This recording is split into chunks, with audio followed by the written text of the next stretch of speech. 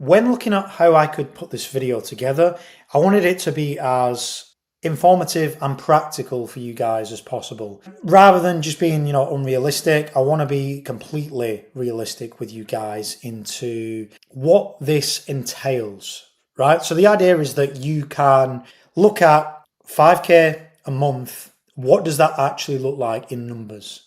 I posted on the YouTube channel on a YouTube post that last month I earned in liquidity pools 6.67%. That was it says annual yield on here. That was actually a monthly yield. So for someone to get that, it would be 5K a month would equal 89K cash, right? So if you have 89K cash, 6.67% of that is the 5K a month, right? But there are caveats to that, and there are ways that you can start lower and go higher, which is what, not everyone has 89K just lying around to do that. And I don't want to look at, the crazy pools that are available, the crazy farms that are available where it's like 1,000%, because it's unrealistic, and if you go chasing the yield, that's where you get wrecked and where people complain that DeFi is risky, etc. What I mentioned then with just because we're looking at this, 5K a month kind of scenario, it doesn't mean you have to start there. So obviously I mentioned if you're looking at the 6.67%, it's probably going to be lower with the assets that we'll look at in a minute.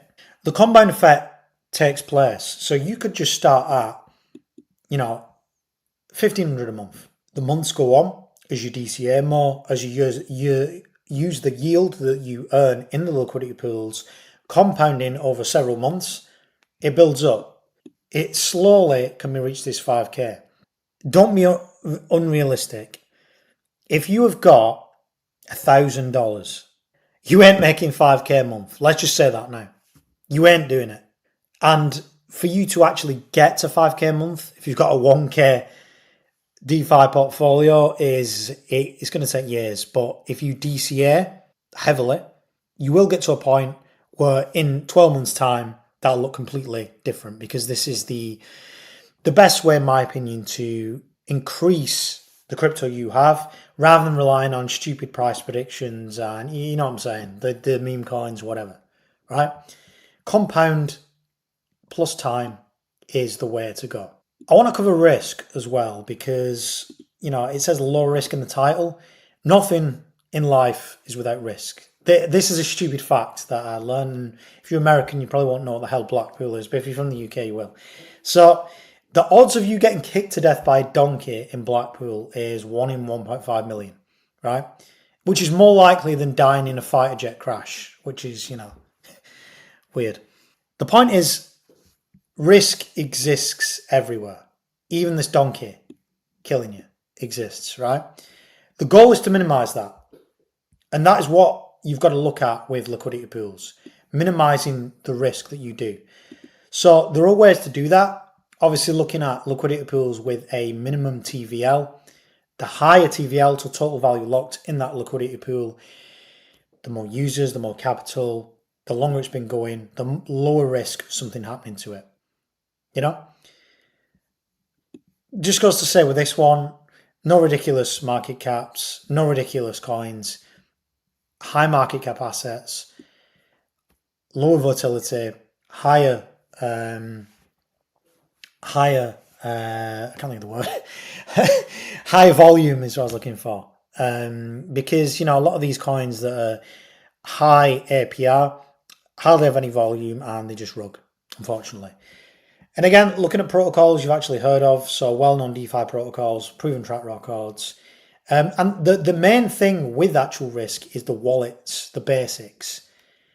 Use a hardware wallet when you can. I know you have to use cold wallets with DeFi, but it's like, don't keep your crypto on exchange. I've said it a million times. Obviously, I use cryptocurrency exchanges to buy, sell, swap crypto. I mentioned Bitpanda and Weeks, which I use. But I don't store any crypto though, With your wallets, never show your seed phrase. Keep everything on a hardware wallet when possible. Protect it, right? Risk can't be eliminated, but it can be managed, right? Keep it simple, stay safe, compound. That is the key message within the video. Now, if we were to look at, right, we want this 5K a month target, what are we doing? What are we doing, right? Because you've got the platforms. I've shown you what I'm doing on here, the 4 to 10K challenge. The idea is, with these liquidity pools, when you're looking down to use them, there are things to look for. Now, depending on what crypto you have, if you've got BTC, the yield isn't great on BTC, right? But also if you're using BTC in a liquidity pool, you're kind of halving it because you got 50-50 in a pool. So a lot of the guys in the group are taking a loan using the BTC as collateral via one of these platforms. I've shown them before, Aave Morpho, which is what Coinbase using Spark, got billions locked up. Get the USDC, and then you can kind of go on to, these large cap assets here. So obviously you got the USDC, which is the stable coin. Use VFAT, Uniswap. VFAT is the main one I talk about, which is the aggregator of all the yields that's available. ETH, earn the yield in that via the layer 2 chains, usually Base or Monad on VFAT. Go through, look at what is a realistic APR, what are realistic ranges. I'm not going to cover that exactly today. We're just looking at particular asset bases that we can use to gain this 5K. BNB, you've got the yields in VFAT and PancakeSwap, and then Solana, you've got the yields in the Solana dexes, the Orcas, and the Radiums. But the idea is, if you're sticking to these high TVL pools, these high assets, that if you were to go on, CoinGecko, the market cap's in the billions. You're not messing around with the stupid meme coins. You're not messing around with stupid APRs, right? But again, if you're starting small with the monthly income, this can only go up if you are compounding the assets. And it all compounds. Let's say you have 50K, if you're invested in the top assets via the yield strategies versus just hodling, an average yield, instead of it just staying at 50K, if it goes on average sideways over the next few years, you're getting a lot more. Even with a 20% APY, you get nearly double over 5 years, right? And I've shown that the APY I'm getting monthly, 6%.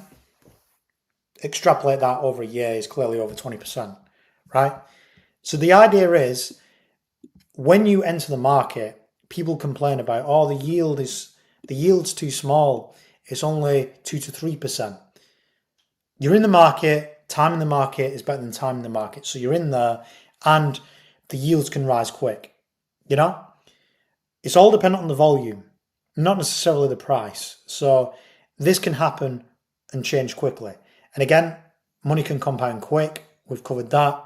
And if you believe in your assets long term, why not yield them instead of hodling? Because active yield strategies outperform passive holding every single time. Yeah, every single time.